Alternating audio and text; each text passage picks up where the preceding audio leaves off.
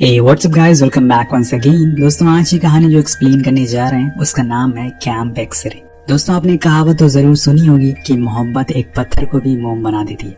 ये भी उसी तरह की दास्तान है। तो चलिए शुरू करते हैं। अभी एक दिन पहले अमेरिका के ऊपर एक बहुत ही बड़ा आतंकी हमला हुआ है जिसके बारे में न्यूज में दिखाया जा रहा है। अमेरिका की बहुत मशहूर ट्विन टावर को उड़ा दिया गया है और इसमें कई बेकसूर लोगों की जान चली गई है।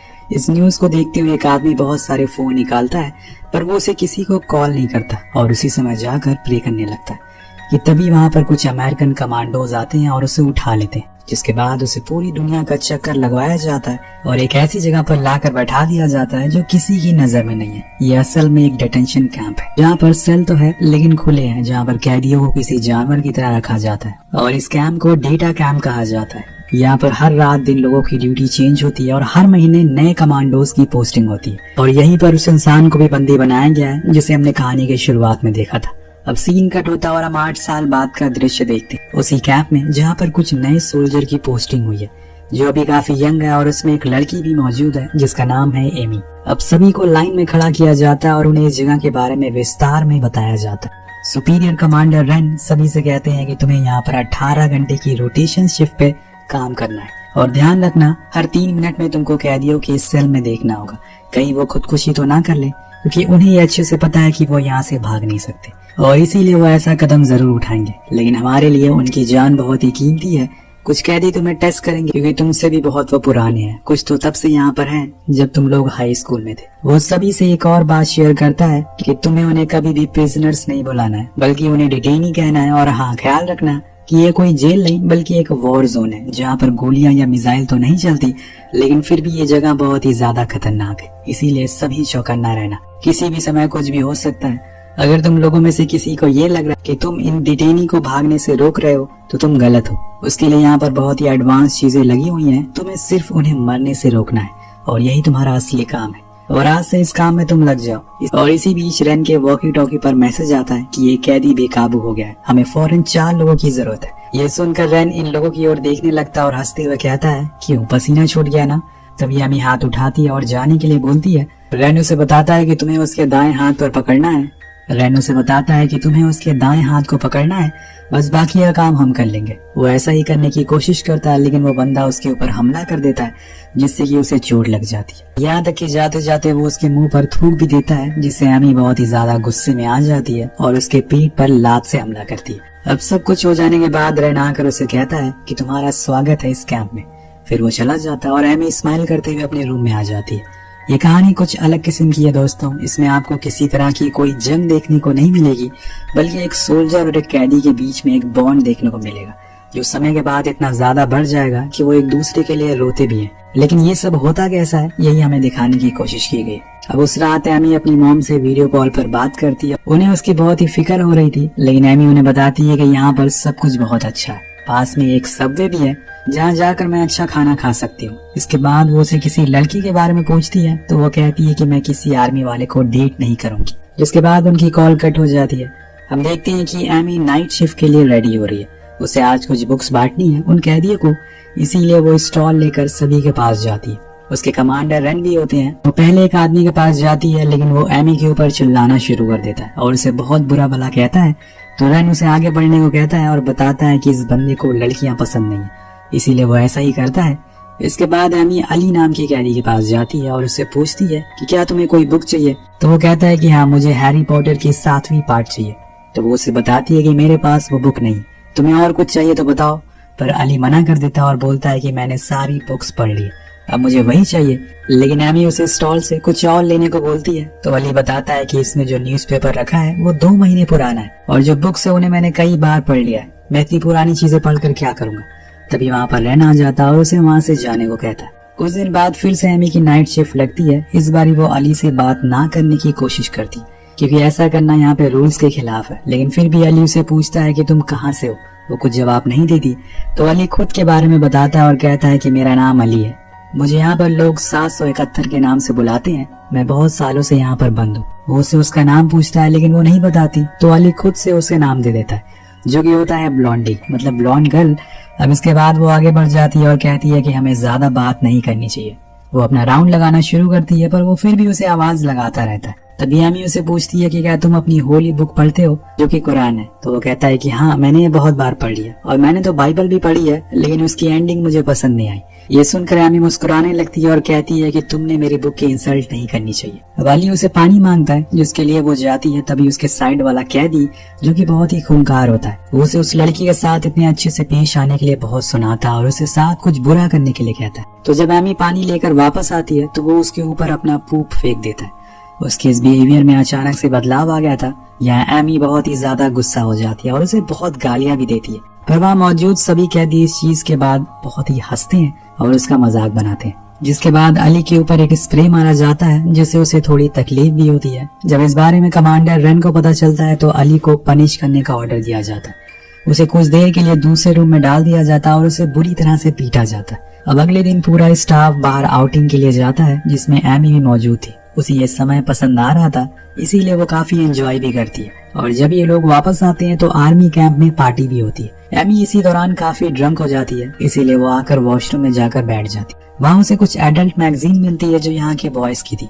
तभी उसी वक्त माइकल अंदर आ जाता है, जिसे देखकर वो डर जाती है और पूछती है कि क्या ये तुम लोगों की है, लेकिन वो मना कर देता है। पर देन दोनों क्लोज आ जाते हैं, लेकिन माइकल बहुत ही एग्रेसिव हो जाता है, इसीलिए एमी उसे धक्का देकर वहाँ से चली जाती है। अब नेक्स्ट डे जब एमी और उसका एक साथी अली के सेल में जाते हैं तो वहाँ उसे एक ग्लास मिलता है जिसके ऊपर अच्छी कैलीग्राफी की गई थी। अब ये देखकर एमी सोचती है कि जब वो इंसान इतना अच्छा काम कर सकता है तो उसने उसे गलत काम क्यों चुना। वहाँ उसे एक नोट भी मिलता है जो कि खुदकुशी करने के लिए था, लेकिन अभी तक अली ने खुदकुशी नहीं की। शायद उसका मन बदल गया हो या फिर कोई और वजह हो या फिर एमी ही वजह हो, कुछ बता नहीं सकते। ये 771 को अभी पनिश किया जा रहा है तो वो कहता है कि हाँ। ये सुनकर उसे थोड़ा बुरा लगता है, लेकिन क्यों? उसे अली के लिए थोड़ी हमदर्दी होने लगी थी और इसलिए वो उसकी केस फाइल पढ़ने के लिए जाती है। उसकी फाइल खोलकर देखती है तो उसे पता चलता है कि अली जर्मनी का रहने वाला है। उसका किसी भी आतंकी ग्रुप के साथ कोई भी रिलेशन नहीं है, बस उसे इसलिए यहाँ पर पकड़ लिया गया है क्योंकि यूएस आर्मी को उस पर शक है। और उसे कुछ फोटोज भी मिलती है जो अली के टॉर्चर के टाइम की थी, जिसमें वो बुरी तरह से घायल था। उसे सच उगलवाने की कोशिश की जा रही, लेकिन वो बार बार यही बोल रहा था कि मैंने कुछ नहीं किया, मैं तो एक आम सा आदमी हूँ। लेकिन कोई भी उसकी बात नहीं सुनता। अब एमी इस बारे में अपने साथी से भी बात करती है तो यहाँ पर जितने भी डिटेनी बंद है वो सब किसी न किसी केस में पकड़े गए, वो गुनहगार है। शायद तुमने जो देखा है वो गलत है या फिर तुमने कोई पुरानी फाइल पढ़ ली होगी। अब एमी को उसकी बात कहीं न कहीं सही लगती है और इसीलिए वो इस चीज पर ज्यादा ध्यान नहीं देती और अपने कामों में लग जाती है। कुछ दिन बाद उसकी फिर से सेल के बाहर ड्यूटी लगती है तो वो देखती है कि वो किसी तरह का कोई पजल बना रहा है, पर वो कुछ कहती नहीं है और आगे निकल जाती है। लेकिन अली उसे देख लेता है और ब्लॉन्डी ब्लॉन्डी कहकर पुकारने लगता है। जब वो पीछे मुड़ती है तो उसे वही खुद का बनाया हुआ पजल देता है और कहता है कि इसे सॉल्व करके मुझे दे देना। लेकिन एमी ये कहकर मना कर देती है कि ये यहाँ के रूल्स के खिलाफ है, इसलिए मैं ये नहीं दे सकती। तो अली बोलता है कि तुम्हें क्या लगता है कि ये छोटा सा पेपर किसी की जान ले सकता है? तुम्हारे देश वाले हर चीज से इतना डरते क्यों है? तुम्हें खुशी से जीना नहीं आता क्या? मैंने तो बस अपनी तरफ से ये तुम्हें गिफ्ट दिया है और तुमसे अच्छे से बात भी कर रहा हूँ, लेकिन तुम मुझसे ढंग से बात क्यों नहीं कर रही? कि मैंने कल तुम्हारे लिए लाइब्रेरी में हैरी पॉटर की बुक ढूंढी लेकिन वो नहीं मिली। तो अली कहता है कि कोई बात नहीं, जरूरी नहीं होता कि जो चीज तुम चाहो वो तुम्हें मिल जाए। पर एमी के चेहरे से साफ साफ पता चल रहा था कि उसे बुरा लग रहा है, लेकिन वो कुछ कहती नहीं है और चुपचाप वहाँ से चली जाती। अब इसी तरह से 8 महीने बीत जाते हैं। एमी को अब यहाँ पर रहते हुए आदत सी हो गई है, उसे हर चीज के बारे में पता चल चुका है, वो माहौल में ढल चुकी है। इसीलिए अब जब वो सभी को खाना दे रही होती है तो कोई भी खाना नहीं लेता और इनकार कर देता है, क्योंकि उस फ्लोर पर मौजूद सभी कैदियों को हंगर स्ट्राइक चल रही होती है। और इसकी वजह थी उनका एक दोस्त जिसे 650 बुलाते थे, उसे एक मशीन चाहिए थी जो कि आर्मी वाले दे नहीं रहे थे, इसलिए उसके सभी साथी उसके लिए हंगर स्ट्राइक पर बैठ जाते हैं। अब एमी अली से खाने के लिए पूछती है लेकिन वो भी मना कर देता है। खैर कुछ दिन बाद उनकी ये स्ट्राइक खत्म हो जाती है, क्योंकि उस कैदी को वो मशीन मिल गई थी जो असल में एक वजन कम करने की मशीन होती है, जिससे उसके अलावा कोई भी यूज नहीं करता था। अब जब ये चीज एमी देखती है तो वो अली से पूछती है कि तुम में से किसी को जब ये मशीन यूज ही नहीं करनी थी तो तुम उसके लिए स्ट्राइक क्यों कर रहे थे? तो अली बताता है क्योंकि वो हमारा दोस्त है और इसीलिए हमने सभी मिलकर स्ट्राइक करी। ये सुनकर एमी हंसने लगती है और फिर दोनों में पहली बार बातें होना शुरू हो जाती है। अली बताता है कि वो फुटबॉल बहुत ही अच्छा खेलता है और वो 40 बार बॉल को बिना नीचे गिराए उछाल सकता है। एमी कहती है कि ठीक है, मुझे ये करके दिखाओ। तो अली करना शुरू करता है, लेकिन सिर्फ 8 ही बार में वो बॉल गिर जाती है, जिसमें एमी कहती है कि ये तो पहले ही गिर गए। वो कहता है कि वो तुम सामने खड़ी हो ना, इसीलिए ऐसा हुआ, वरना मैं तो 50 बार भी उछाल सकता हूँ। वो हंसने लगती है और अली भी हंसने लगता है। पर दूर खड़े एमी के बॉस रैन को ये चीज पसंद नहीं आती, इसीलिए वो उसे बुलाता है और पूछता है कि तुम दोनों क्या बात कर रहे थे। पर एमी कहती है कि कुछ नहीं, लेकिन रैन को पसंद नहीं आता कि वो अली से बात भी करे। वो अली को कहता है कि तुम्हें आज यही नहाना है। अब एमी ये सुनकर वहां से जाने लगती है क्योंकि ये रूल्स के खिलाफ है, लेकिन रैन उसे वहीं रुकने को बोलता है। अली ऐसा करने से मना करता है क्योंकि ये उसके धर्म के मुताबिक गलत है, लेकिन रैन नहीं मानता और एमी को जबरदस्ती उसे दिखाता है, जिससे उसे काफी बुरा लगता है और अली को बहुत ज्यादा एम्बैरेसमेंट होती है। अब थोड़ी देर बाद जब वो अपने रूम में जाती है तो उसे पता चलता है कि असल में अरेबिक नॉर्म्स रूल के खिलाफ है और इसके लिए उसे पनिश भी किया जाता है। इसीलिए वो अपने बड़े ऑफिसर जेम के पास जाती है, उसे उस दिन की पूरी सिचुएशन बताती है, लेकिन जेम्स रैन के खिलाफ एक्शन लेने से मना कर देता है क्योंकि वो एमी का सीनियर है और यहाँ काफी सालों से वो उसका नाम नहीं खराब करना चाहता था। अब एमी को ये सुनकर बुरा लगता, पर वो कुछ कर भी नहीं सकती, इसीलिए वो वापस आ जाती है और अपने कामों में लग जाती है। अब नेक्स्ट डे जब वो खाना खा रही होती है कि तभी उसके पास रैन आता है। उसे पता चल चुका था कि एमी ने उसके खिलाफ कंप्लेन करने की कोशिश करी है, लेकिन वो हो नहीं पाई, इसीलिए वो उसे धमका कर वहाँ से चला जाता है। अब एमी को यहाँ पर दिन काटने मुश्किल हो रहे थे। उसे पता नहीं क्यों ऐसा लगने लगा था कि जो कुछ भी यहाँ पर हो रहा है वो गलत है। यहाँ पर उन लोगों को भी कैद करके रखा हुआ है जिनका कोई भी कसूर नहीं है, जैसे कि अली, वो बेकसूर है। अब दूसरे दिन हम अली को देखते हैं जो तैयार होता है और बार बार घड़ी की तरफ देखता रहता है क्योंकि इसी टाइम एमी आती है, लेकिन काफी देर हो जाती है और वो नहीं आती। तो वो वहाँ पे मौजूद गार्ड से पूछता है कि यहाँ पर एक लड़की आती थी, वो कहाँ गई है। वो गार्ड बताता है कि उसकी ड्यूटी अब नाइट शिफ्ट में लग गई है। अब जब एमी रात में आती है तो अली सोता रहता है, इसीलिए वो उसे परेशान ना करके चुपचाप राउंड लगाने लगती है, लेकिन अली को पता चल गया था कि वो आई है, इसीलिए वो उठ जाता है और उसे आवाज लगाने लगता है। वो उसके पास आती है, तब अली पूछता है कि तुम इस टाइम क्या कर रही हो। वो बताती है कि मेरी नाइट ड्यूटी आज से लगा दी गई है, अब तुम सो जाओ, तुम्हारी नींद खराब हो जाएगी। लेकिन वो नहीं मानता, जिसके बाद वो दोनों फिर से बात करना शुरू कर देते हैं। वो उसे पूछती है कि आखिर तुम्हें यहाँ पर क्यों बंद करा है, जिसके जवाब में अली कहता है कि मैंने कुछ भी नहीं करा है, ना ही मैं किसी ग्रुप के साथ हूँ, मैं तो जर्मनी में एक मामूली सी जॉब करता हूँ, लेकिन पता नहीं क्यों ये लोग मुझे यहाँ पर बंद करके रखे हुए। जिसके बाद वो उसे पूछता है कि वो कहाँ से, तो एमी बिना किसी झिझक से कहती है कि घर से। वो मजाक करती है उसके साथ। दरअसल आज 14 जनवरी है और अगले महीने एमी यहाँ से जाने वाली है क्योंकि हर साल यहाँ पर नए सोल्जर आते हैं और ये बात अली को भी अच्छे से पता है, इसीलिए वो उससे कहता है कि उसने अभी तक यहाँ पर 12 साल बिताए, लेकिन उससे अच्छी कोई भी सोल्जर उसे दिखी नहीं जिसे हम जैसे लोगों के इमोशन की कदर हो, वरना कुछ लोग तो हमें जानवर समझते हैं, जबकि मेरा कोई कसूर भी नहीं है, जिनका कसूर है वो खुलेआम घूम रहे हैं। अब एमी उसकी बात सुनकर उदास हो जाती है, उसके आंसू गिरने ही वाले होते हैं, लेकिन वो उनको रोक लेती है। लेकिन दोस्तों अब अली थक चुका है, वो जिंदगी से हार गया है, अब शायद वो कभी यहाँ से बाहर नहीं निकल पाएगा, इसीलिए वो एक ब्लेड निकालता है और खुद को मारने के लिए बैठ जाता है। एमी उसे ऐसा करने से मना करती है, लेकिन अली बताता है कि यहाँ पर सभी को पता है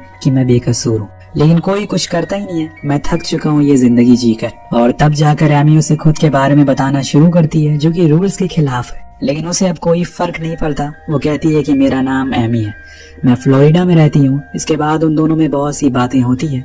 कुछ देर बाद एमी वहाँ से थोड़ा आगे निकल जाती है और वहाँ जाकर वो खूब रोती है। वो उसके सामने आंसू नहीं निकाल सकती थी। कुछ समय बीत जाता है और वो धीमे कदम से आगे बढ़ती है, ये देखने के लिए कि कहीं उसने सच में खुद को मार तो नहीं लिया। लेकिन अली अभी भी बैठा हुआ था, वो रो रहा था। उसे देखकर एमी भी रोने लगती है और वो उसके दर्द को समझ रही थी कि अपने परिवार से दूर रहना कैसा लगता है। अब एमी उसके सेल का छोटा गेट खोलती है और उसे कहती है कि लाओ वो ब्लेड मुझे दे दो।